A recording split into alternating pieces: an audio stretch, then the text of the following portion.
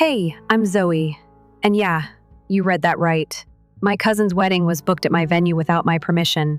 She waltzed in with her fiancé's family like she owned the place, and then, without a hint of shame, told the staff to throw out a woman who had been living there for months. That woman was me.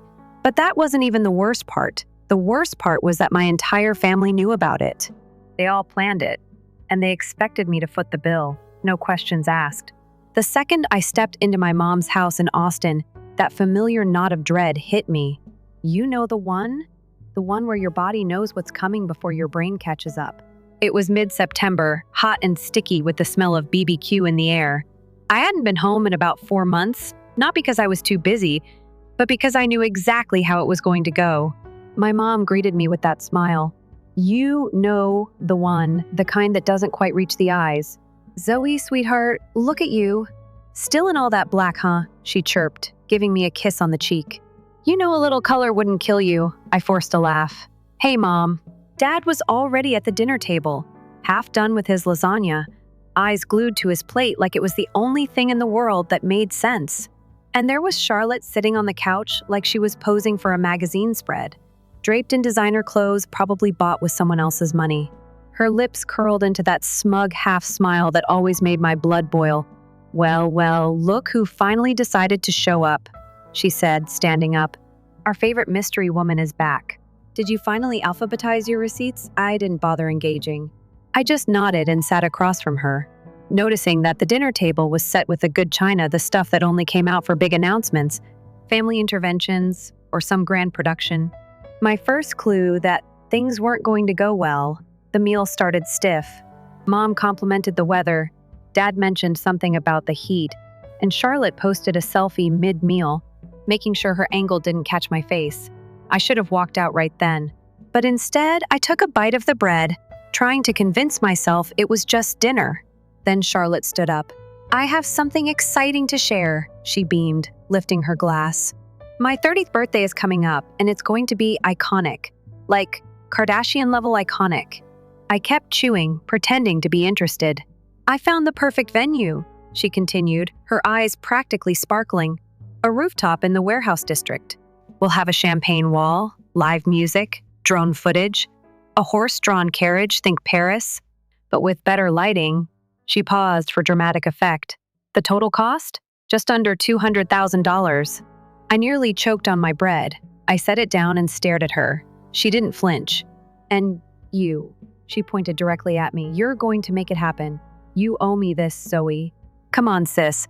It's not like you're doing anything real with your money. The room went silent. Even the ceiling fan seemed to stop spinning. I glanced at my mom, hoping she'd put a stop to it. But no, she just tilted her head, her smile too tight. It would mean a lot to Charlotte, sweetie. You've been so successful lately. Isn't it time to give back a little? Dad didn't look up. He kept chewing like a man determined to eat his way out of a problem. And that's when it hit me. I wasn't family, I was a paycheck. I tried to swallow the fury rising in my chest, but it tasted like betrayal. I excused myself from the table before I said something I'd regret. Back at my apartment, I sat at the kitchen counter with a glass of wine, staring at my phone. The buzz felt like an electric shock, and when I checked the message, it was from my assistant, Nora. She had sent me a screenshot of Charlotte's Instagram story. Charlotte had posted a split screen. On one side, she was sipping champagne with her wedding planner, and on the other, a video of my old car pulling into my parking lot. The caption? When your rich sister drives a car that's basically a clunker. The comments were already piling up. At least she's not pretending to be someone she's not. That car screams midlife crisis. I could feel my blood boiling as I read them. I wanted to scream, to show every single commenter exactly what I'd built, what I owned, how I paid for it all with my own damn hands. But I didn't. I just stared at the screen, fuming. Charlotte had no idea what she'd just started. 2 days passed. I didn't return any calls, didn't respond to a single text from my family. Nora suggested I throw my phone in the lake, and honestly, I almost agreed. But instead, I buried myself in work researching permits, drafting contracts, zoning issues. Anything to keep my mind off the mess Charlotte had created. But the video was still up, still being shared, still getting likes. She's not going to stop, Nora said one morning, tapping her fingers on my desk. You know that, right? I didn't answer. I wasn't worried about Charlotte anymore. I was worried about something else. Something bigger. I knew what was coming next. That afternoon, I was reviewing contracts when I saw a shadow through the frosted glass of my office door. My stomach dropped. My mom didn't make appointments. She breezed in like she owned the place, arms full of banana bread. I thought I'd stop by, she said, setting the bread on my desk. Still no receptionist, huh? You really should make this place more welcoming, I forced a smile. Hey, Mom. She sat down like I'd invited her. You're working too hard, Zoe, just like your father. Though he was never good with money, you get that from me. I didn't answer. I could feel Nora's eyes on me through the glass, but I didn't call her in. My mom reached into her purse and pulled out a cream-colored envelope. I brought something for you, she said, her tone light, like it was a birthday card or a recipe. I opened it slowly, expecting nothing. Maybe a thank you note for showing up to dinner. Instead, it was a printout of a budget breakdown for Charlotte's birthday party. Confirmed, it read, Zoe Calder, $200,000 contribution. I felt the blood drain from my face. Who confirmed this? I demanded, my voice sharp. My mom didn't flinch. Sweetheart, let's not make this harder than it needs to be. You know Charlotte doesn't have the kind of money for this kind of thing. And your father and I, well, we're on a fixed income now. She's your sister. I stared at the page, trying to process it. You really expect me to pay for the party of the person who's been mocking me online? Who used me as a punchline for her followers? She smiled. But it wasn't a smile, it was a performance. It's just what's expected, Zoe. I set the envelope down like it might explode. I was done. Thanks for the bread, I said flatly. She looked wounded, like I'd slapped her. Don't be like this, Zoe. You're making it so dramatic. I stood up, not looking at her. I walked to the window, staring out at the city below. I didn't need to say anything else. They didn't get it. They never would. But this was the last time. The next morning, I woke up feeling like a truck had hit me. Not physically, thankfully, I wasn't sick or hungover, but emotionally, I was wrecked. I had turned off my phone notifications the night before, but when I finally checked it that morning, there were over 20 new messages. Most of them were from my mom and Charlotte, asking if I'd gotten their emails. The rest? People who I didn't even recognize, all commenting on Charlotte's latest Instagram post. The one where she was laughing with her wedding planner, talking about how she couldn't believe her rich sister was living like a broke college student. It was so transparent, so petty. The comments were the kind of thing that made your stomach churn. She's not even pretending to be rich anymore, one read. Lol, poor Zoe. Can't even afford a decent car. Wonder how much she's actually worth? I nearly slammed my phone down. Who did they think I was? How could they twist my life into something it wasn't? This wasn't about a stupid birthday party. It was about them deciding they could walk all over me without any consequences. And that was something I was no longer okay with. I spent the next few hours in my office trying to focus. My fingers hovered over the keyboard as I read through contracts and checked emails, but nothing registered. All I could think about was how the night before had felt like an emotional gut punch. My mind kept replaying the image of my mom, smiling that fake smile as she handed me that budget. But the reality was much clearer now. They thought they had me cornered. They thought I'd fold, just like I always had before.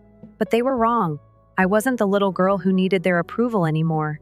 I wasn't the same person who had spent years trying to prove I was good enough for them, only to get a slap in the face for my efforts. No, this time it was different. I didn't call Charlotte. I didn't even try to explain myself. I didn't feel like I owed her that. Instead, I called Nora. She'd been with me through the worst of it, and I needed her input. I need a plan, I said as soon as she picked up. I can't let her think she can just walk all over me like that. I'm done.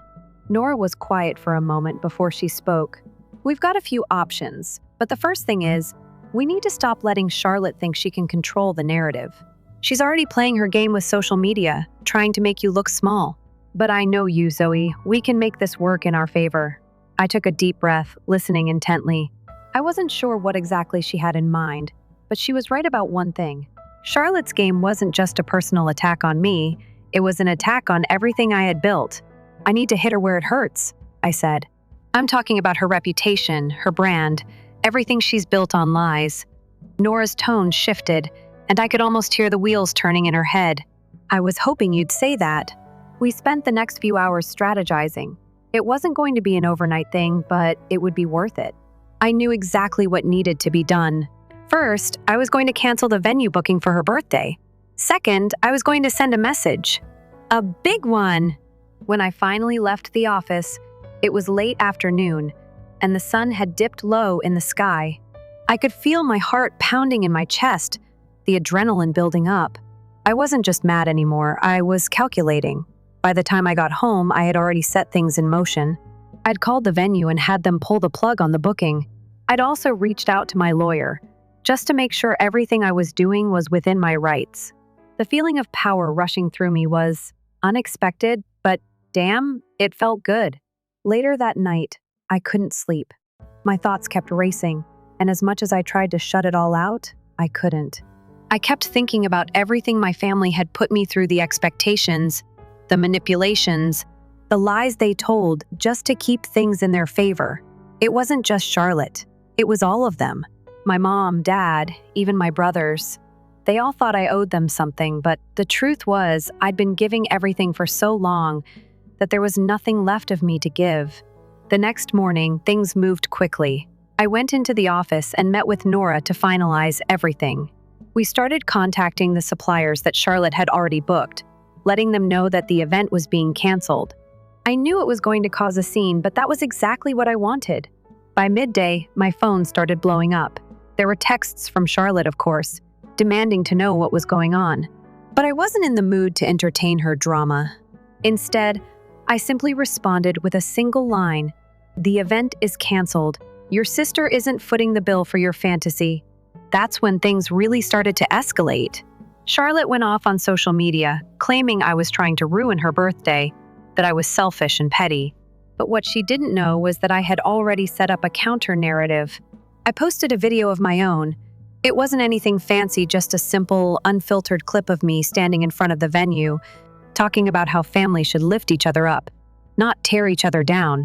How some people take advantage of others, assuming they'll always be there to fix their messes. I didn't need to call Charlotte out directly. I didn't need to get petty. But I knew this video would do the job. It would make people see through her act. And it worked. The video went viral almost immediately.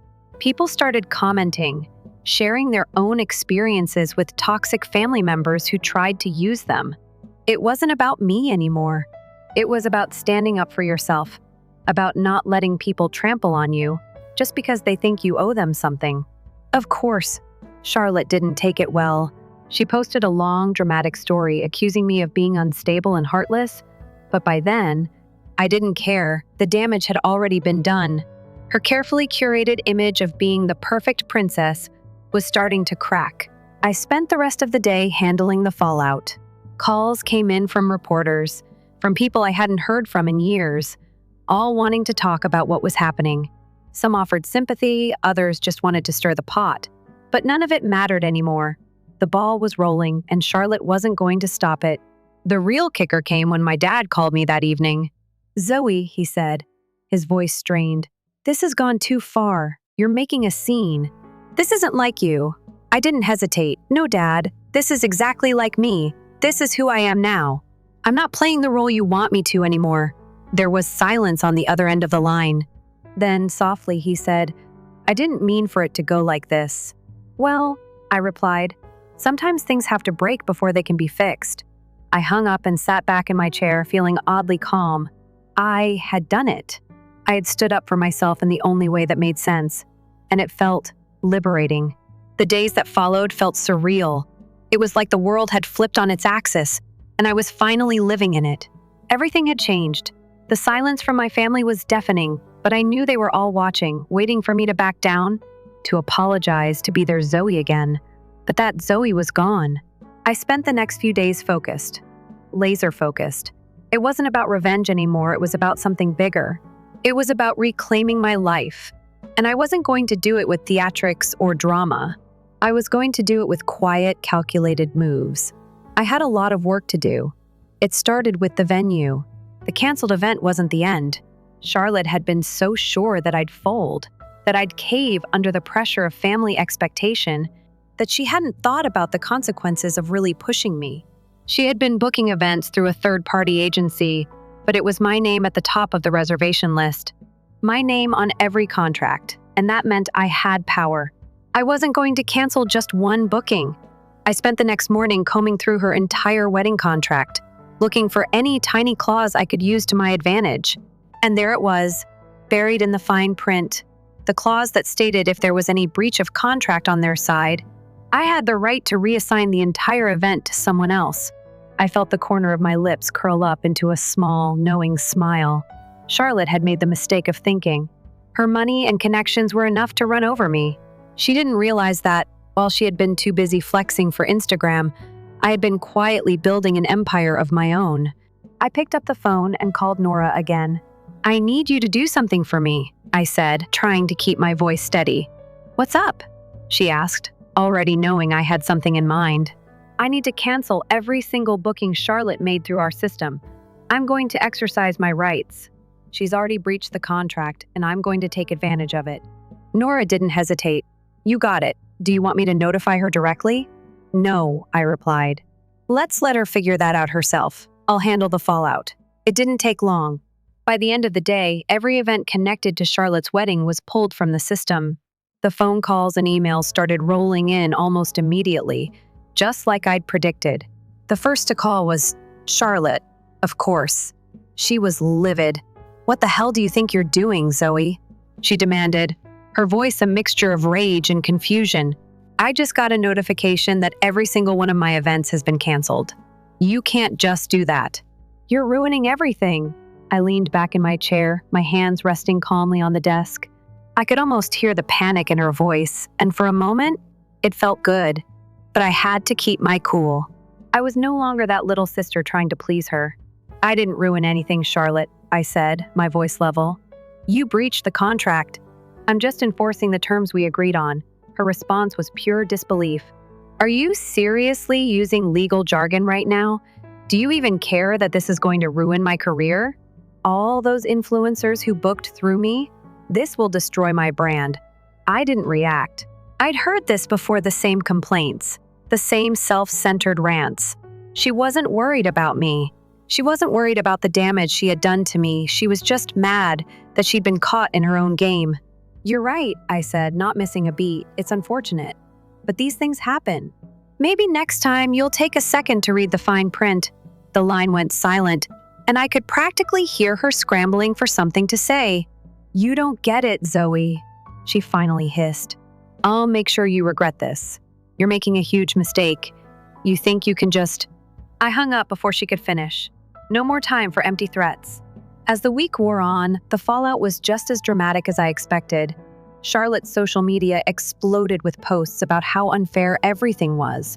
She posted screenshots of emails with my name at the bottom, claiming I was sabotaging her success out of jealousy. But this time, something was different. Her followers, those influencers who I'd known for years, were starting to turn. Some of them commented that they had no idea about the contracts, that they didn't know it was her that had been the problem all along. Others were shocked by how entitled she acted, assuming everything was just handed to her. It was beginning to hit her, and I didn't even have to lift a finger. But even that wasn't the best part. No, the real satisfaction came when I started getting messages from other event planners. They had heard what happened, and they were now looking to book with me. You see, in my industry, reputation is everything. You screw over the wrong person, and word gets out. It doesn't take long before it starts affecting the people you've built your business on. I had always kept my dealings above board. I had always been about integrity. And now, everyone could see that Charlotte, despite her influencer status and her so-called connections, was nothing more than a walking PR disaster. By the time I received a text from my dad, I knew it was only a matter of time before the entire family would come crawling. It was exactly as I expected.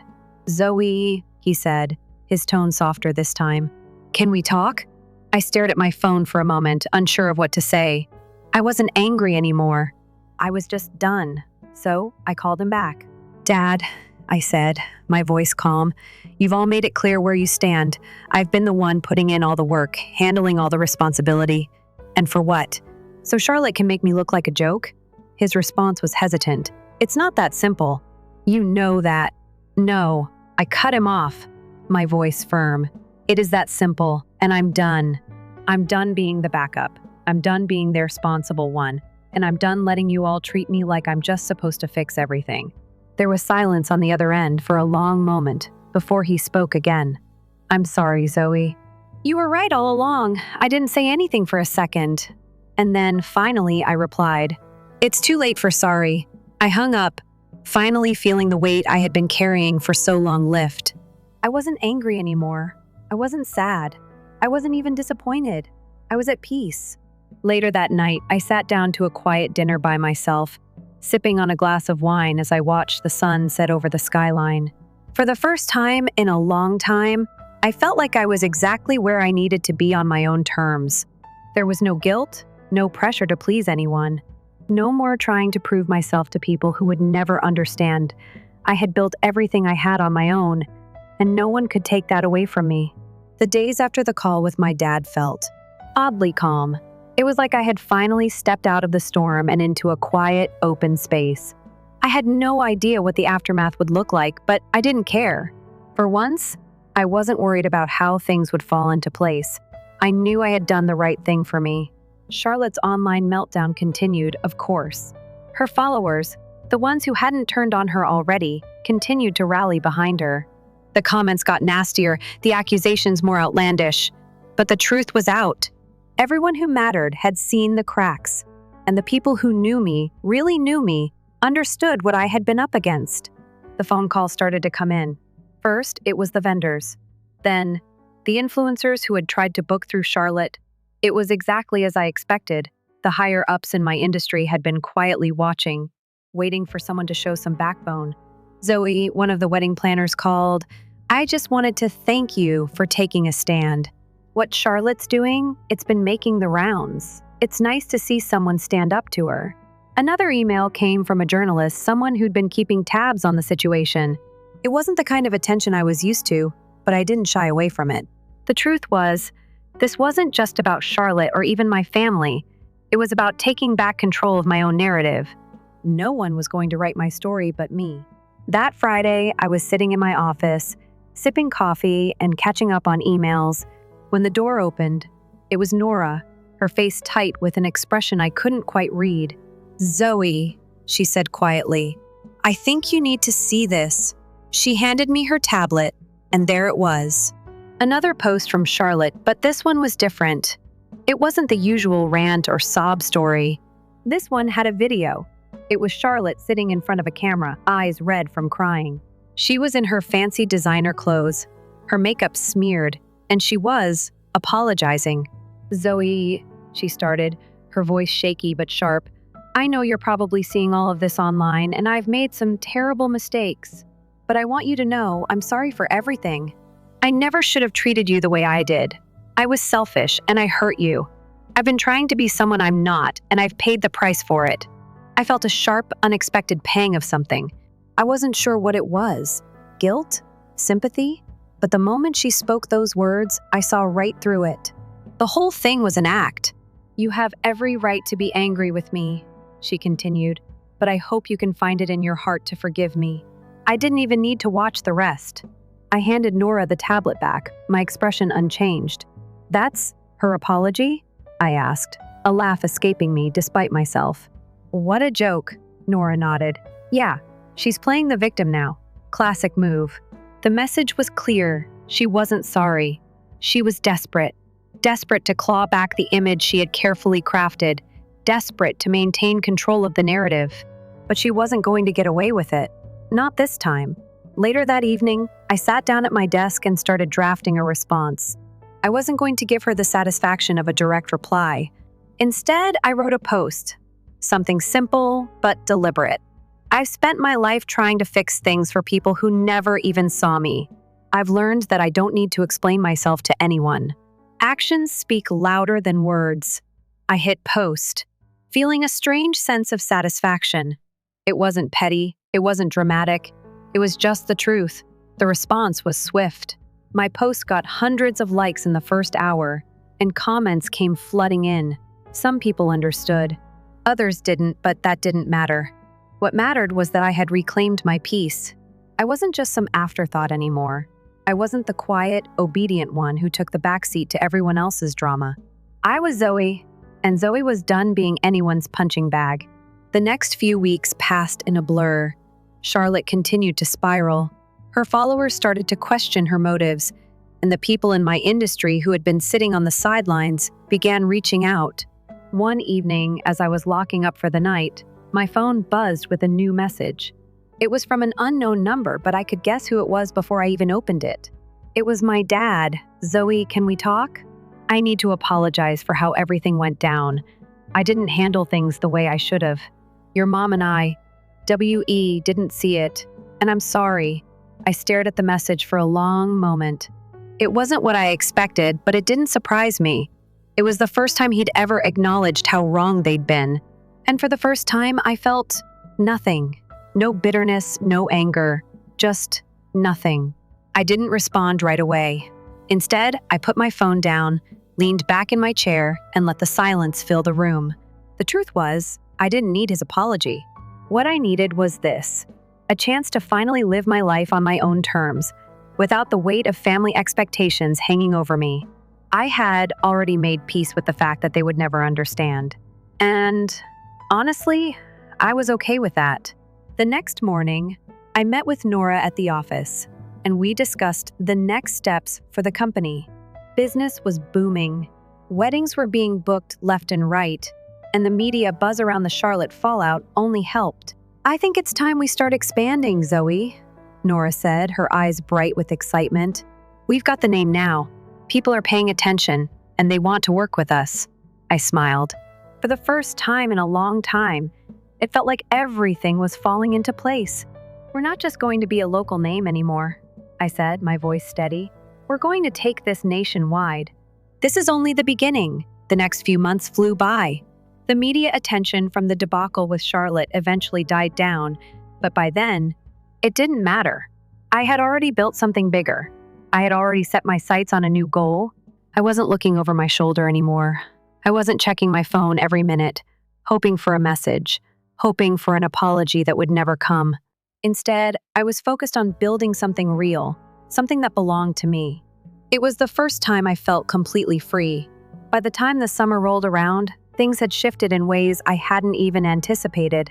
Everything felt like it was moving at breakneck speed, but it was the kind of momentum I had created for myself. Every day, I was making decisions for me, not for anyone else. And it felt damn good. Business was thriving. We had expanded into new cities, gaining traction in places I'd only dreamed of before. My name, my company, was becoming a force in the event planning industry, and I was finally being recognized for what I'd built from the ground up. But as always, when things start going well, you have to brace yourself for the next storm. That storm came in the form of a call from Nora one Thursday afternoon. "Zoe, we need to talk," she said, her voice more serious than usual. "It's about Charlotte. She's been making waves again." I immediately felt my stomach tighten. "What now?" I asked, already knowing it was going to be something ridiculous. Nora hesitated for a moment. "She's reached out to a few media outlets. She's claiming that you're destroying her brand, trying to sabotage her career. She's playing the victim card again." I let out a sigh, rubbing my temples. It had been weeks since I'd heard anything from Charlotte, and I thought we were past this. I'd made my peace, and now she was back at it. I was starting to wonder if I'd ever be able to shake her off for good. "Do they believe her?" I asked, trying to keep my voice calm, even though I was seething inside. "No, not really. But she's using her family's connections to get some press. She's hoping to get a sympathy story out of it," Nora explained. "I know you've been staying out of the drama, but this could affect your reputation if it keeps up." I thought for a moment, my fingers drumming absent-mindedly on the desk. The last thing I wanted was for this petty war to pull me back into the spotlight. I had built something solid, something real, and I wasn't about to let her tarnish that. But I also knew something needed to be done. "You know what to do," I said after a moment of thought. "I'll handle it my way. Let's make sure she doesn't get the last word." Nora's voice was determined. "I'll start putting together a response. We'll make sure it's calculated. Nothing too dramatic, but it'll send a message." I didn't need to tell Nora twice. She knew exactly what needed to be done. We'd learned the hard way that silence wasn't always the best answer. It was time to take control of this situation again. I spent the rest of the day going over the company's latest contracts and reviewing proposals for upcoming events. I knew I needed to stay focused. The more I let Charlotte's nonsense get under my skin, the more it took me off course. I couldn't let her dictate the pace of my life anymore. That evening, as I was winding down, I checked my social media. There, as expected, was Charlotte's latest post, another tearful video, begging for sympathy. It was almost comical. She was painting herself as the martyr, the misunderstood soul who had been wronged by the big, bad sister. I watched for a few moments, then rolled my eyes. The girl had no idea how much she was revealing about herself with each post. But instead of reacting, I decided to take a more strategic route. I sent a message to my PR team, telling them to prepare a statement. This wasn't going to be an angry outburst or a public takedown. It was going to be measured, professional, and most importantly, truthful. The next morning, the statement went live. "We are aware of recent comments being made by a former family member. While we believe in supporting our family, we cannot stand behind actions that misrepresent the truth or attempt to play the victim for personal gain. Our company remains committed to delivering excellence in the event planning industry and is focused on creating opportunities for growth, not engaging in petty conflicts." I knew that would hit harder than any rant could. It wasn't just about shutting Charlotte down. It was about showing the world who I had become. I wasn't the person they could walk all over anymore. I wasn't the naive sister who crumbled under pressure. I was Zoe Calder, and my success spoke for itself. The fallout was almost immediate. Charlotte's post got a flood of negative comments, many from people who had been on her side until then. They were starting to see through the act. The more she doubled down, the more people began to distance themselves. It wasn't about winning or losing. It was about the truth finally coming to light, and watching Charlotte dig her own hole was satisfying, to say the least. I spent the next few weeks avoiding drama. I didn't let the family's calls distract me, didn't let Charlotte's antics pull me back into her world. I had my own. My focus was on building my company, expanding into new markets, and strengthening the relationships I had with my clients and partners. But then, one afternoon, something unexpected happened. I was sitting in my office when I received a call from my mom. "Zoe, we need to talk," she said, her tone different this time. There was no fake sweetness, no passive-aggressive remarks. It was just, "Tired. I'm listening," I said, bracing myself. "I know we've had our differences," she began, "and I know we've both said some things we regret. But I need you to understand something. Charlotte, she's in a bad place. And I think for the first time, she realizes what she's done. I don't know what you'll decide, but I'm asking if you'll give her a chance to explain. She's really struggling right now." I sat there, silent for a long moment. Part of me wanted to reject the idea, outright, to tell my mom she should have stepped in long ago. But another part of me, one I didn't expect, felt a flicker of empathy. "Let me think about it," I said quietly. "I'm not promising anything, but I'll think about it." I hung up the phone and sat back in my chair, the weight of my decision heavy on my shoulders. For the first time, I wasn't sure what to do. Part of me felt that this was my chance to finally set boundaries with my family. The other part wondered if maybe it was time to put the past to rest and move forward on my terms, of course. I wasn't sure yet what the answer was, but whatever it was, I knew I wasn't going to be anyone's doormat anymore. I'd already built my future, and I would never let anyone take that away from me. I sat there for what felt like an eternity, staring at the phone in my hand. The conversation with my mom had left me uneasy. I knew she wasn't asking me to forgive Charlotte overnight, but I also knew that, deep down, she was trying to mend what was broken. There was a genuine plea in her voice that I couldn't ignore. But what did that mean for me? The last few months had been transformative. I had gone from being the good daughter, the one who did what was expected, to someone who had finally learned to stand up for herself. I had built a life that was mine, one that was free from the constant weight of family expectations. And I wasn't about to let anyone drag me back into their drama, especially not Charlotte. And yet, I couldn't ignore the lingering part of me that still wanted to be the person who could mend things, who could help. But was I strong enough to forgive her without compromising everything I had worked so hard for? I turned the phone back on, glanced at the screen, and saw my mom's name still sitting there. I stared at it, wondering if this was a conversation that was worth having, or if it was just another attempt to manipulate me. I had already given them so much of myself over the years. I had sacrificed my peace to make everyone else comfortable. And what did I have to show for it? Nothing but regret. I decided I needed some time to think. I didn't pick up the phone right away. Instead, I pushed myself to focus on the work at hand.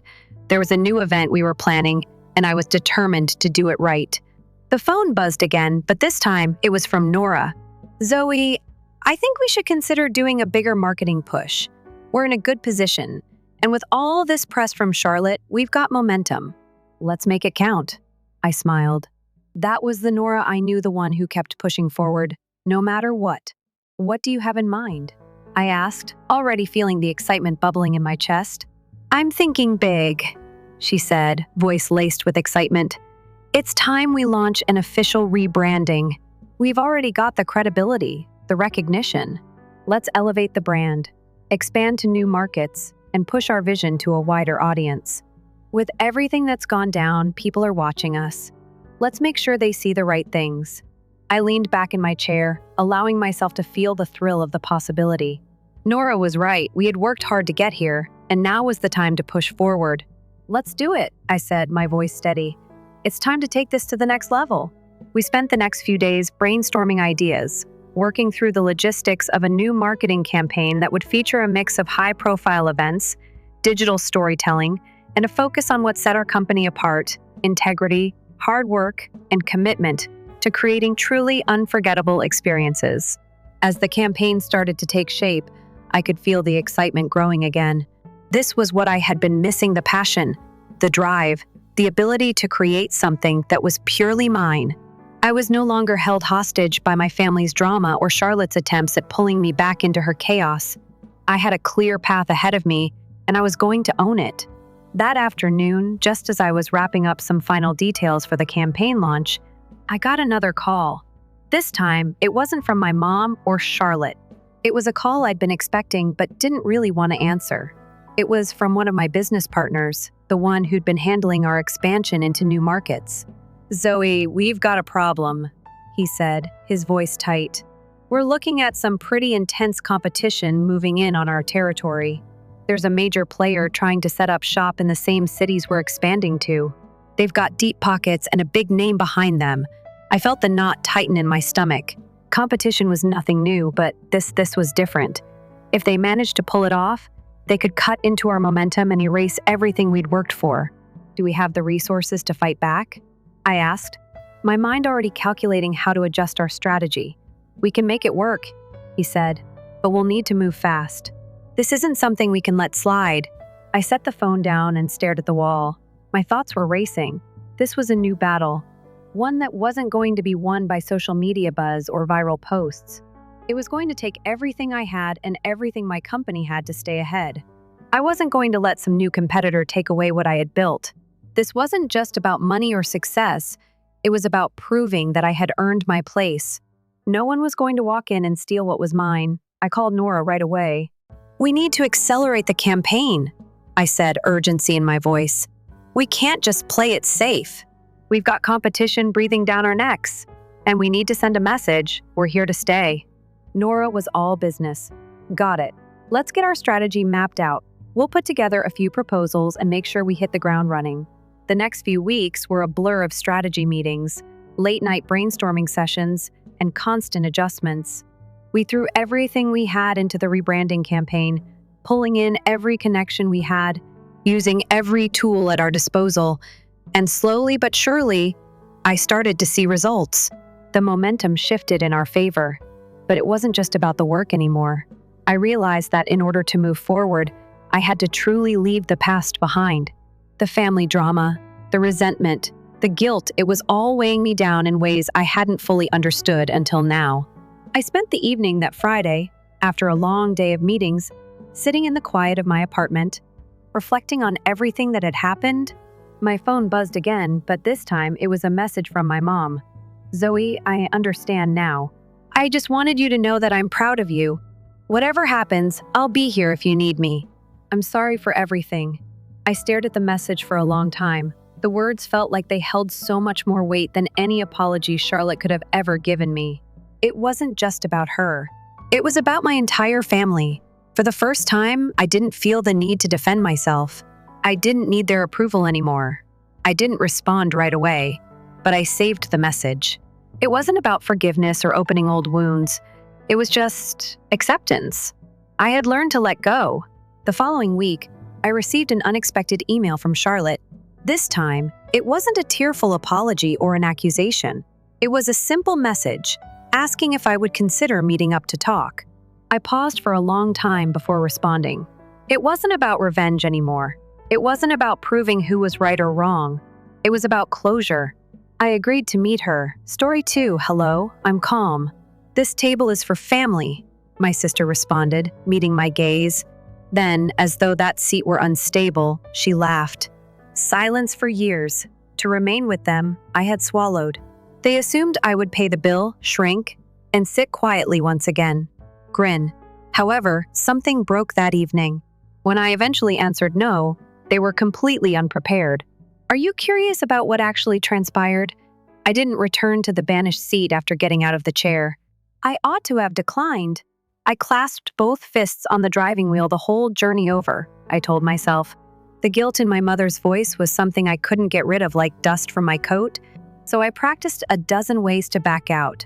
Pretend I had COVID, pretend I had an emergency, and say the car broke down, but I didn't. I found myself in front of the Dominion Flame, a steakhouse so fancy that the air itself stank of smugness. I lingered outside for too long. Austin's late summer heat hadn't completely subsided by dusk yet. My hands were wet immediately. A warning tap of the heart. I could go now. Return to the vehicle. Make your way home. Act as though I didn't see her SMS. After recognizing the name, the maitre d' ushered me inside. And there they were, already sitting beneath a huge chandelier at a large table close to the middle. First, I saw my cousin Darian. His smile stretched across his face like lubricant. Alora sat next to him, her laugh too loud and her white dress too tiny. With a courteous nod, my mother was positioned between two aunts. For a whole 3 seconds, nobody saw me. Darian followed suit. Look who made the decision to appear at last. His voice was loud enough to draw attention as he cried out. I was beginning to feel that she no longer valued us sufficiently. I made an effort to grin. Good night. I tried to sit quietly as I moved toward an empty chair at the end of the table, but Elvira's voice cut right through. With a smile that stopped short of her eyes, she shook her head. Uncle Leo will be seated there. Family, you know. I felt the word go down my spine like a drop of icy water. Darian closed off the room by leaning forward and moving his chair a little. Yes. We have a full house tonight. Perhaps you should take something from the other table there. Without looking, he pointed behind me. It wasn't a joke. No one else was giggling. My mom turned her head away. I remained still for a moment. I lost my ability to breathe. I looked around the table and saw that everyone seated there was someone I had built pillow forts with. In front of love, cry. And now I can't even sit down. In my ears, my pulse pounded violently. But I remained silent. Not quite yet. I moved a chair back across the floor, turned, and proceeded toward an empty table. Too loudly came the shriek of mechanical legs on marble. I didn't stop, though. I spoke very next to their table. It's neither entirely in nor out. Near enough to hear them. Too far away to join them. I folded my hands in my lap, ordered a black coffee, and sat down. The weight of every sidelong gaze in the room made my shoulders ache. The waiter looked at me questioningly. I didn't return anything to him. Opposite me. Raising her glass to unity, Elvira said. She smirked as she spoke. Some of us cherish it, they all chuckled. Enough, but not all. Darian pushed someone and spoke something in a whisper that I missed. I saw the condensation on my glass as it pounded and escaped like little holes. I avoided making my expression readable since I would reveal myself if I blinked too much. When we were children, things had always been this way. It was me who was silent. The grumpy cousin who didn't want to chat about males or play dress-up. The bookworm. In high school, I abstained from alcohol. Wasn't a party animal in college. Instead, I constructed a life, carefully and quietly. Slowly, piece by piece. And it wasn't until they needed something that they realized. I was suddenly interesting again after creating a 7-figure business and being featured in a local Forbes story, but only for what I could offer, not for who I was. Of course, they didn't say that. It is never said aloud. It would be too truthful. Rather, they engage in dignified activities like musical chairs. I observed them passing bread, clinking drinks, and laughing at stories. I didn't get any questions. Nobody was interested in what I had been doing. It was almost as if the table were composed of glass. The smudge was me. They resisted cleaning. Then the final moment arrived. Darian joked. Some people seem to have forgotten their origins. As soon as they have some money and a lira, not a beat is missed. She laughed and threw back her head. She didn't flinch when she turned to face me in the middle of laughing and met my eyes. Her smile widened. It wasn't a laugh. It was difficult. My jaw was clenched tightly behind a composed face as I sat motionless. I took a sip of my coffee and let it burn on the way down. Better that than letting them know how much it all still hurt. This wasn't weird. It was war, a platter full with anticipation. I didn't recoil. Not on the outside, but inside. I felt something move like a thread drawn too tight, eventually ready to snap. Darren's jab. Elise's laugh. That expression in her eyes. It was all part of the same screenplay I'd seen previously, except this time I wasn't watching from the wings. They'd forced me center stage and I understood my duty. The outsider with the wallet. A waiter entered with a grin that felt contrived. Would you all want to view the supper menus now? Darian sat up taller and clapped his hands once. Let's do it. I'm going hungry. Oversized leather-bound menus that were meant to wow were distributed like invites to a play. With a dramatic opening, Darian looked at Lyra as though they were co-stars in a show that only they could comprehend. Wagyu is served here, correct? As if he already knew the answer, he asked, turning pages. Let's get lobster as well, and I'll have it medium rare. He hardly hesitated before he thumped the menu closed. In addition, we enjoyed a bottle of Cabernet on Dad's birthday. The Lyra laughed. You're really predictable. However, yes. For the table, get one. I was still staring at my menu. I didn't want to look into their eyes. Not because I was reading. I was well aware of the situation. They hadn't inquired about my desires. They were indifferent. It had nothing to do with food. It was an assertion of privilege and presumption. I was expected to finance the entire fantasy even though I was the designated provider seated on the periphery. I noticed Darian grinning as I looked up. Calm, are you okay with that? With a smooth voice, as if involving me in the decision was a favor, he asked. I gave one blink. Yes. Sounds joyous. His smile widened. I knew you would be cool. You always deliver. Turning, Illyria looked at the others. Tonight should be memorable, Rachel added. It's not every day we're all together. Yes, and we had better do it properly if we're going to celebrate. Better yet, make it unforgettable. There was a murmur of agreement from the other table members. An uncle of mine laughed. As long as the check is picked up. For a moment, I froze. Then the worst part arrived. Leaning forward, Harlan spoke louder than he had to. Come on, please. Seren isn't incapable of managing it. She earns more than all of us combined. Around the table, laughter erupted. Not too loud, just enough to sting. That's right, Rachel added. She's our little tech queen now. Let her treat us, Illyria said, tilting her head like it was the most natural thing in the world. That's what family's for, right? My fingers curled slightly under the tablecloth. They weren't even pretending to be subtle anymore. What started as snide remarks had evolved into a full-on group performance. The room was dim, but I could see every glint of satisfaction in their eyes. Like they'd rehearsed this and couldn't wait to hit their lines. I could have said something, then I could have called it out, but I didn't. Instead, I gave a half smile and raised my coffee cup like a toast to family. I said. They clinked their glasses, celebrating the punchline, not realizing I was rewriting the story in real time because I wasn't mad.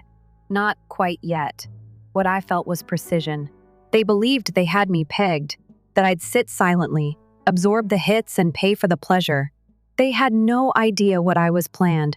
The remainder of supper passed in bits. Appetizers appeared. Crab cakes, truffle fries, foie gras. The discussion blurred. All surface-level talk with undercurrents of comparison, judgment, and performance. No one asked about my employment. No one addressed the startup I'd sold. No one spoke my name unless it followed a joke. I sat there calmly, calculating, watched them pour wine, pass plates, offer toasts. They weren't attempting to connect. They were attempting to impress each other and punish me at the same time. And I gave them permission, because it got more and more apparent the more they spoke. It wasn't only that they wanted me to pay the amount, I was being forced to earn my place here. Rachel's laughter reached my ears once again. Dessert should not be skipped. Obtain the sampler. Syrians understood. Darian's eyebrows went up. Yes, 3 of each, please. Better yet, go all in. Without even looking at me, the waiter nodded. It was a full assumption. I inhaled deeply. They believed they were smart. Let them believe that. Allow them to dig the hole. It would be me who gave them the shovel, the one who remained silent. I saw them take great pride in their performance. Like a metronome, every glass clinking and every phony chuckle keeps time for their deception. They believed they were winning, but they failed to notice me looking around the table. Nor to eat, nor to be kind. I was looking for a single face. I would just come here for that one. My mom may have been seated close to the center, her back straight, her eyes softly smiling and darting to the waiter, the ceiling, and the candles. Anywhere but me. I waited for her eyes. A look, perhaps a fleeting expression of worry. Nothing. She seemed to ignore me, as though I were only a shadow on the wall. At that point, the pain became more intense. Not because they were giggling. They remained silent because the one person who knew better, not because they were avaricious. She had been all along. The recollection was so strong that I could really feel the material of my childhood garment again. At my own birthday celebration when I was 11, Darren had dumped orange soda into my backpack, said it was as a result of my superior behavior. Maeve drew me aside, brushed my hair, and murmured, "Sweetheart, boys tease the girls they're threatened by." I had gone to the kitchen, weeping, with sticky notes and wrecked hands. Simply let it go. No apology, no defense, no correction from me. I just ask that you keep silent. I had also paid attention. I believed it to be strength at the time. I knew better now. The buzz was broken by the voice of Elira as the dishes were being cleaned. "I've noticed something," she remarked, sweeping fictitious crumbs off her lap. "Women who are self-made are often the coldest," as if they had forgotten how to communicate. I didn't raise my eyes. I didn't have to. The remark was directed at me, not at women in general. Darian chuckled. "Naturally," Rachel mumbled. "I agree with it. Like smoke, I let the words linger there." I slowly lifted my gaze and gave my mother another glance. She moved around in her chair. They didn't mean it that way, based on the little movement of her lips. My blink was the only one I made. She wasn't standing up for me. Once more, she was apologizing for them. As if she didn't want to stir things up, she said it quietly. As if my emotions were upsetting the equilibrium she was always attempting to preserve. And I felt something crack at that very moment. Not messy, not loud, just the last one. No shouting would occur, no scene. However, I was losing something. For years, there had been a belief that this family could change. I didn't touch the dessert they had ordered for the table, but I did keep my fork in my hand. I didn't feel hungry. Silently, I was falling apart, consciously. I slipped back into my past once more. A pattern, not a single instance. My mother had repeatedly urged me to be the stronger one, to overlook it, and to avoid making matters worse.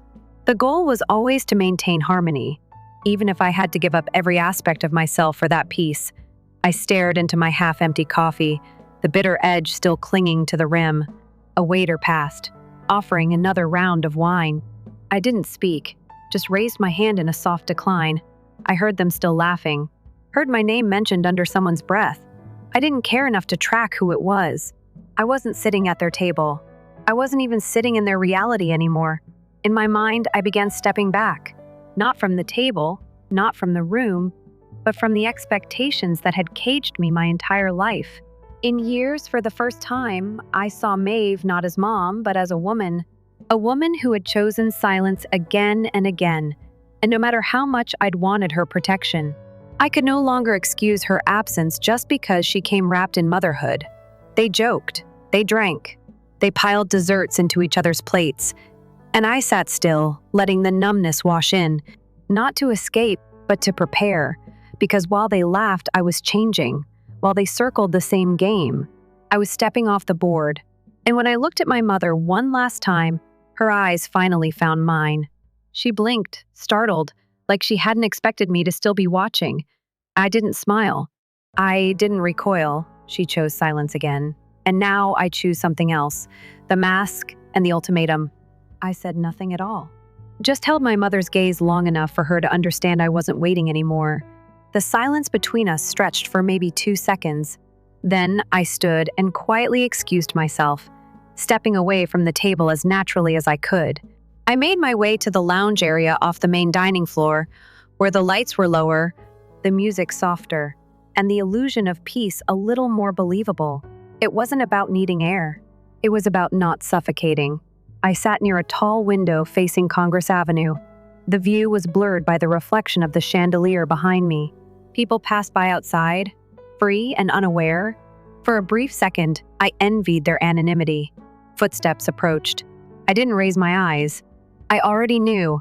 "Hey, Darian," said, voice smooth like always. "Are you all right?" I didn't respond. He took the liberty of sitting across from me like we were old friends, catching up over drinks. "You know how they are," he began, tone casual, loud, dumb, a little tactless, but harmless. I kept my eyes on the street. He waited a bit, then leaned in. "Look," he said, lowering his voice. "Between you and me, this whole dinner, it wasn't just about catching up. You probably figured that out already. I'm not joking. But here's the thing," he continued, flashing that tired charm he used on women and investors alike. "You showing up tonight? That meant a lot to Mom, to the family. They were never going to say it. Of course, they're all too proud for that. But they notice, especially after. Well, you know the Forbes piece. It was there." He gave me a tight-lipped smile. "You've done well for yourself, Saren. We all see it." I said nothing. "And tonight, it's just a dinner one, Bill. It's not about the money. It's about the gesture." He smiled like he'd just solved world peace. "You pay. We laugh. We drink. We toast to you. Everyone leaves away feeling happy. Win-win." I turned to face him completely. "You mean I pay and they feel fantastic?" He blinked, but the smile didn't falter. "Semantics." I leaned back in the chair. "So that's the strategy. Hand me the script and hope I play along." He chuckled quietly. "Come on, Sieran. Don't make this into some type of protest. It's family. We razz each other. We lean close. We cover when someone can't. We're all grown-ups. You're not going to spoil the evening with a few casual jokes, are you? Once more, that word, family." It was funny how they constantly used it as a weapon to get what they wanted. I didn't speak louder. I remained in my seat. I stated calmly, "I'm not here to ruin anything. I'm not here to finance a show, though." I wasn't cast in. His eyes narrowed slightly as he let out a harsh sigh. "All right," he murmured, his smile gone. "If you feel that way." The pivot was there. Charm slipped under strain. "Just, however, no," he went on. "It will not go ignored if you do not come forward." I gazed at him. "Is that dangerous?" I inquired. "No." He spoke too hastily. "It's just the way things are. This family speaks. It always has. Mom is like that, you know. The others are as you know them. In all honesty, I'm attempting to shield you from the story. If you don't do something this simple," he continued, "it allows them to say far harsher things." I knew he wasn't here to discuss at that point. His purpose was to manage the aftermath. I grinned. "Be cautious and slow. I told you that you had no right to start a fire beneath me. Then inquire as to why I'm perspiring." He reclined like if I'd given him a smack. I leaned a little forward. "And you're not nearly as intelligent as you believe if you believe that I'm the type of lady that offers cheesecake and lobster as hush money." He blinked. All night long for the first time. In fact, Darian blinked. Then he looked aside, fiddling with the collar of his shirt as if it had suddenly become too tight. He murmured, "I'm trying to keep things from getting messy. there already. Not because of me, but because I said it quietly. He appeared to want to say more as he stood with his hands on his hips. Rather, sharper than required, he nodded once and returned to the table. I could tell his shoulders were stiff from where I sat. With a fake chuckle and a remark I missed, he joined the others. Illyria turned to face him, her grin wavering, as if she was reaching for her drink. There was a change. I had broken the script, but I hadn't won. Sometimes love alone is insufficient. Long after Darian had gone back to the table, I remained in the lounge. The air was suddenly thicker. I could no longer hear the phony laughing and distant clatter of forks. Like a balloon, I was free from their bonds. Expecting it to drift back, they let go. I wasn't floating, though. I was observing. My phone started buzzing at that point. I looked down. Her mother was phoning for a moment. All I did was look at the screen. After hovering over the green button, I withdrew my finger. I waited for it to ring twice more before responding. Calm. The crack of her voice was scarcely audible above a whisper. Are you all right, sweetheart? My throat constricted.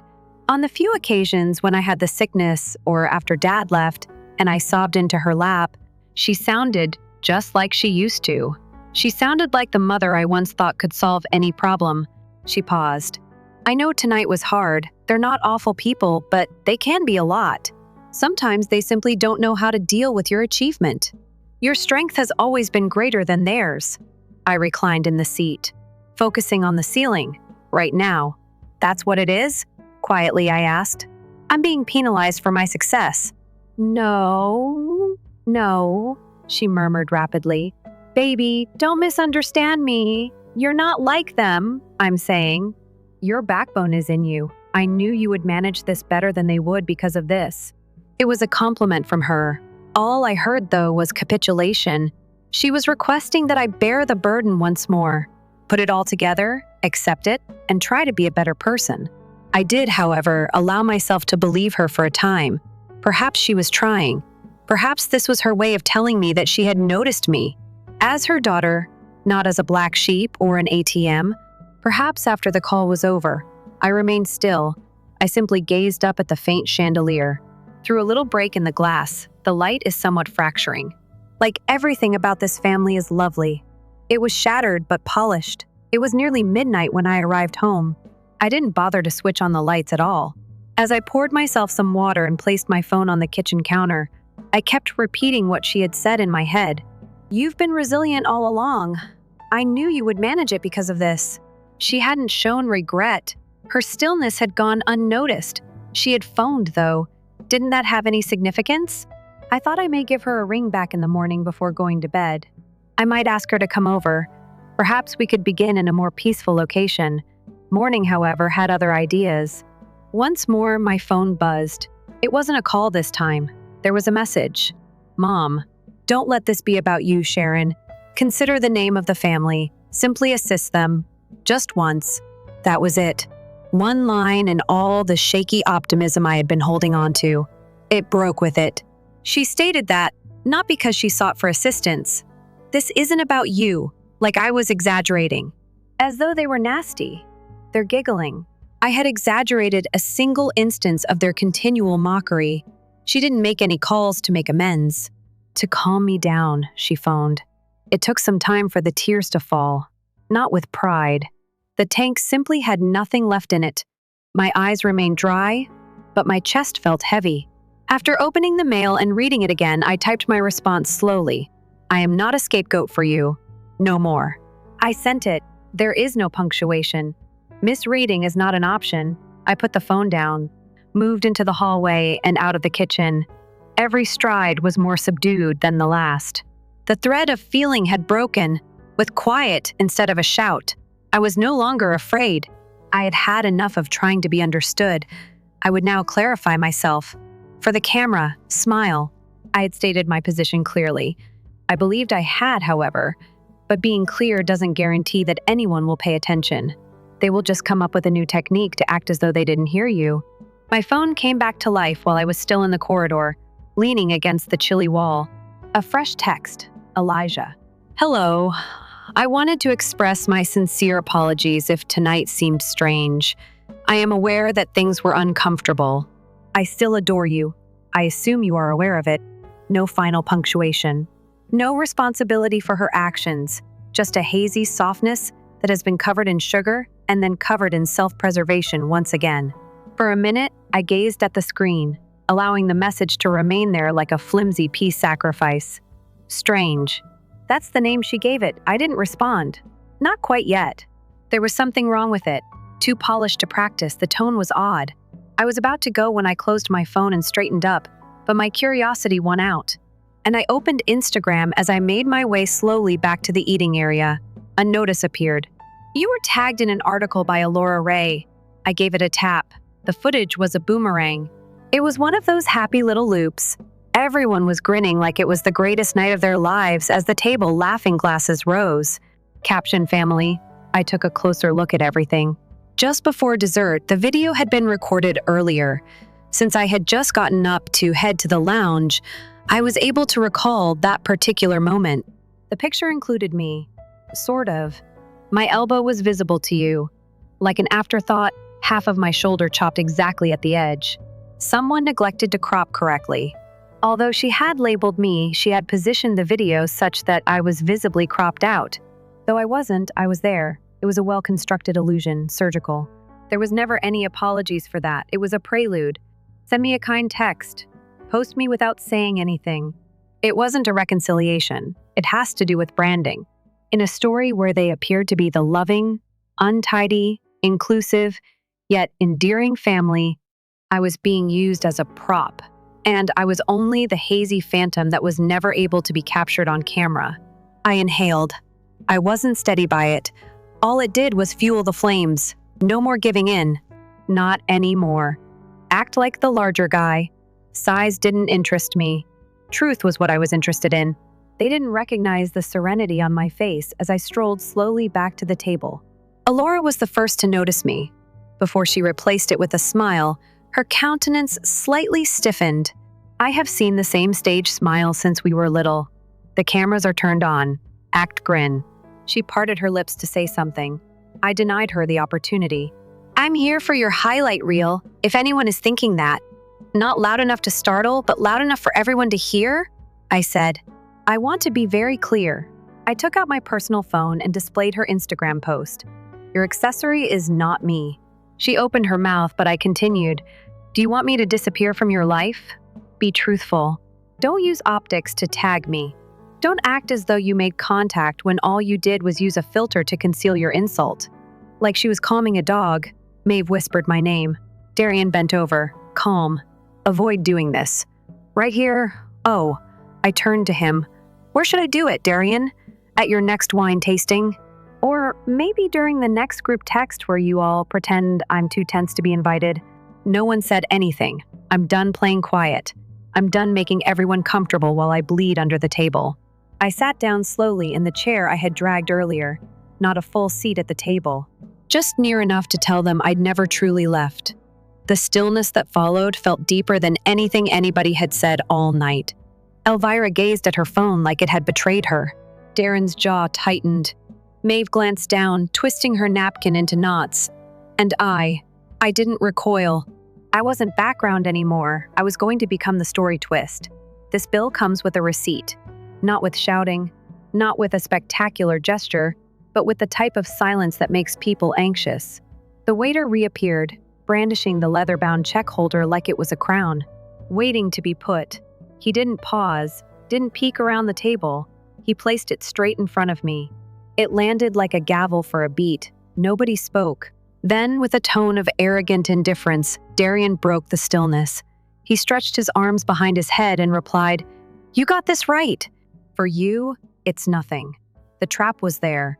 That was the moment they had all been circling toward, like vultures wearing high-end clothing. I placed a hand on the banknote, didn't immediately open it. I simply glanced around. Their faces wavered. Elvira rearranging her napkin as if she wasn't watching, and Rachel flashing her Instagram perfect smile. With only a stem in her quivering fingers, my mother is still staring down her glass. I then opened it. Wagyu lobster truffles cost $3,247.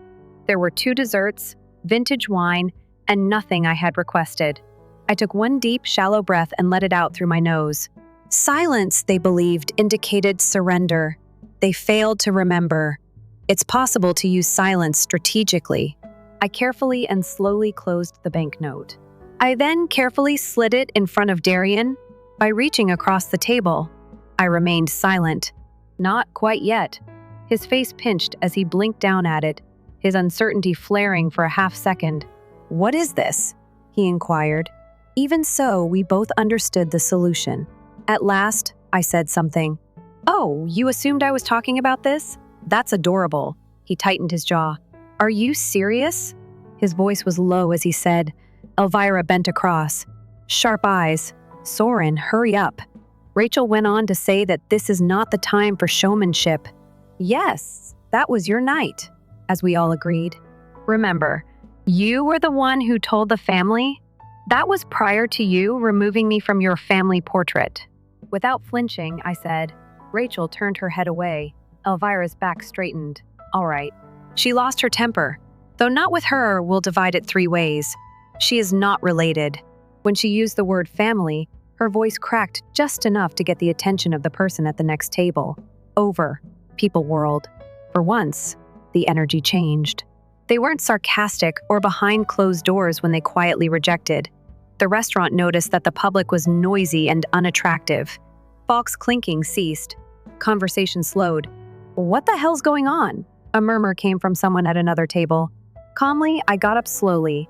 I glanced down at my Lyra, then at Darian, and then at my mother, who was still unable to look me in the eye. I responded, "You keep calling me not family. Allow me to simplify." I moved away from the table by 1 step. "You're correct." Nobody breathed. I don't belong here. Not because I changed, but because I outgrew the script.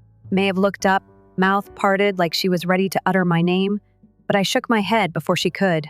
"You asked me to sit quietly and pay for the luxury of being abused." I continued. "That was never family. That was theatrical," Darian mumbled. "Don't make this dramatic." I turned toward him. "It's not drama, it's a receipt. You cashed in on me for years. This is simply your equilibrium. Take action." I turned and left the table once again after saying that. However, I wasn't running away this time.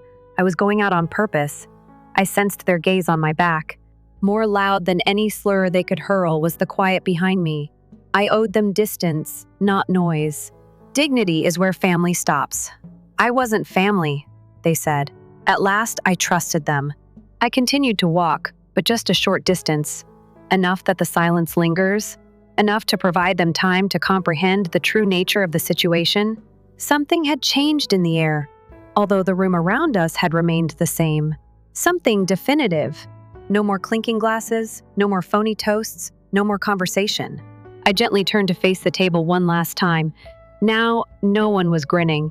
The tight-lipped expression Darian used when deals slipped through his fingers had taken the place of his previous smirk.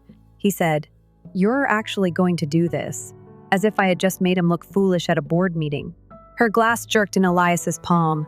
She looked about us at everyone. For once, she appeared apprehensive about how this could play. Not on Instagram, but in real life. No one backed her up. Rachel looked down, biting her lip like she wanted to disappear. Maeve sat motionless, still holding onto her napkin as if it would shield her from the reality, while Velda had turned pale. They were surprised when I called their bluff. I approached the end of the table slowly. I'm not storming or hurrying, simply moving with such clarity that it is impossible to interpret. Everyone sat here. With a steady voice, I stated that I didn't belong. I glanced across the table. Darian winced. "However, none of you ever inquired, do I want to?" That touched down. Now I turned to move completely. She had smaller shoulders than I recalled. "You knew," I said. "You knew they were setting this up and you let them." Her mouth opened, then closed. A single tear rolled down her cheek. "You didn't have to defend me, but you could have noticed me." "Still nothing from the side," Velda whispered. "We don't air family drama in public." I gazed at her without shifting my head. "You should have thought about it before posting bogus apologies and taking me out of family photographs." She shut up fast. Harlan murmured something under his breath, but it didn't matter. His stare was recognizable. Toothless. The collapse wasn't loud. It was quieter than I thought. a gentle collapse of years of expectations ultimately falling beneath their own weight. And maybe that's what made it strike harder. I dug inside my handbag and pulled out $100 cash. Clean, pristine, hidden between my ID and a stick of gum, I strolled to the center of the table and set it down. "This should cover the coffee," I said, "and my seat." I stopped, letting the words finish itself. Then I turned toward the exit. My heels clattered on the ground. Every footfall was louder than their quiet. I took my time, didn't recoil, simply went for a stroll, steady and complete. I heard it as soon as I pulled the door open. The speech program of Sir and Marv is malfunctioning. However, I continued to walk. Because love isn't always enough. Air, space, and the pride that comes from knowing that you have finally made your own decision can sometimes be more important than love. The healing stillness. I didn't turn around, however, I heard my name. And I continued to walk this time. I awoke in my flat 2 days later, enveloped in a non-aching peace. No fresh voicemails, missed calls, messages, or digital breadcrumbs pointing back to that table were present. Only me. For the first time in as long as I could remember, the late morning sun and the gentle hum of the air conditioner were visible through partially drawn blinds. I wasn't anticipating the next insult, the next demand, or the next guilt-laced item. I only asked for a small favor. The quiet didn't seem meaningless. It was earned. I slowly sat up. Even though my body wasn't hurting, I felt as though I had burnt it behind me and moved on to something deeper inside of me. Not out of anger, but out of need. It was mid-afternoon when my phone chimed. There may have been a voicemail once. I paused. Before tapping the play button, my thumb lingered over it for a whole minute. I was surprised by how quiet her voice sounded. Weary, cracked on the outside. Calm. I don't think you'll pardon me. Furthermore, I won't pretend that I didn't exacerbate the situation. I simply... A pause occurred. Her breath hitched, a sound. I am aware that they were mistaken. I should have said something, I know. I felt afraid. That isn't a justification. I still love you though, even if you never return. Click. No follow-up. Not a second message. Just that I was broken, but I didn't cry. I sobbed because, for once, I wasn't asked for anything by anyone in that family. Silently, she simply left the door open. After replaying the message, I put the phone down and didn't respond. Not because I was angry, uncertain. Some wounds heal with time, others integrate into the skin, like a scar. You cease noticing until someone touches it. Later that night, I unlocked my laptop. Numbers, graphs, actual momentum, and the work one had done without asking for a favor filled my startup screen. Every investor pitch, every email, every long night of wondering whether everything will end. Nevertheless, it was alive here, growing. I looked at the screen's reflection and saw my own eyes. I muttered, I didn't lose them. I discovered who I was. After shutting down the laptop, I walked to the kitchen, opened the balcony door, and poured a glass of wine. The skyline of Austin extended before me, luminous, quiet, and oblivious to my family's showmanship. It's the type of city where you can vanish and then resurface at your own convenience. Immediately after I had my first taste, once more my phone buzzed, a message from Elisa, a picture. The rest of them gathered around Marv's backyard fire pit, smiling, toasting marshmallows. Real ones only family first was the caption. I didn't open it, didn't look closely to check whether anyone else was present. I placed the phone face down on the counter. I poured a bit more wine, then strolled back to the balcony and rested on the railing. The city didn't beg me to grin. There was no need for an explanation. It simply allowed me to breathe. It's possible to love someone and still walk away. Maybe you've been there at a table when everyone smiles like nothing's wrong. While you sit there wondering how you become the outsider in your own family, I've been there too. And walking away wasn't easy. However, it was required. I wasn't angry when I left. Family doesn't mean putting up with rudeness, so I left to keep my peace. Your individuality shouldn't be sacrificed for loyalty. It took me years to realize that you could choose to be apart from someone you love. When you are strong, not afraid, you can set boundaries without feeling guilty or keeping quiet. If this story hit close to home, drop a 1 in the comments or let me know where you're watching from. If it didn't, that's okay. Why is your voice important here? Click the subscribe button if this message resonated with you. There's more truth telling to come, and I'm glad you're here for it.